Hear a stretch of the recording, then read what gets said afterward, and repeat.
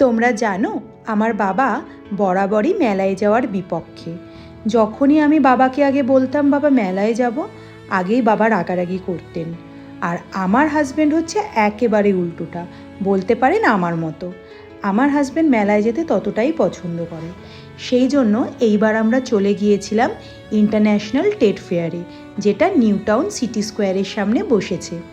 এই মেলাটা তো এখন জানেনই যে বছরের বিভিন্ন সময় বিভিন্ন জায়গায় এখন হচ্ছে, বিভিন্ন রাজ্যেও হচ্ছে।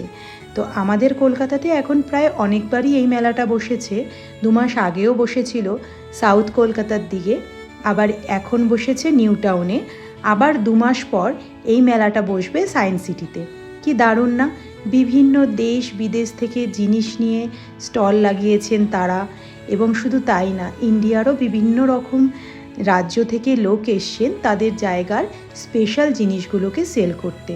ঘুরে ঘুরে দেখতে দেখতে নিয়েছি বেডশিট। ভীষণ সুন্দর বেডশিটগুলো ছিল। আর তারপরে ঘুরে ঘুরে দেখছিলাম কি কি পাওয়া যাচ্ছে। আর এখানে খাবার স্টলগুলোও কিছু কম যাচ্ছে না, জানেন তো? কত রকমের ফিউশন খাবার, যেগুলো খেতে ভীষণ ভালো লাগছিল।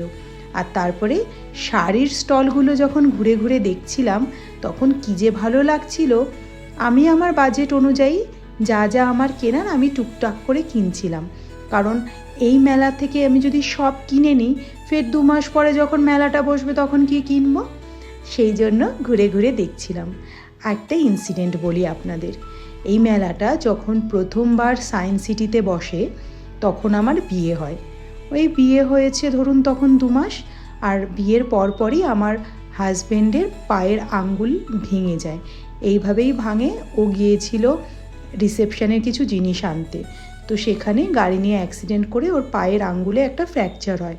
তো সেই জন্য সেইবার আমি যেতেই পারিনি। অনেক ইচ্ছে ছিল, কিন্তু ওর পা ঠিক হতে পাক্কা 3 মাস টাইম লেগেছিল। তো সেই জন্য তখন আর যাওয়া হয়নি। তো এইবার এই জন্য মন খুলে এই মেলাতে 2 বার এসছি। এত ভালো লাগছে।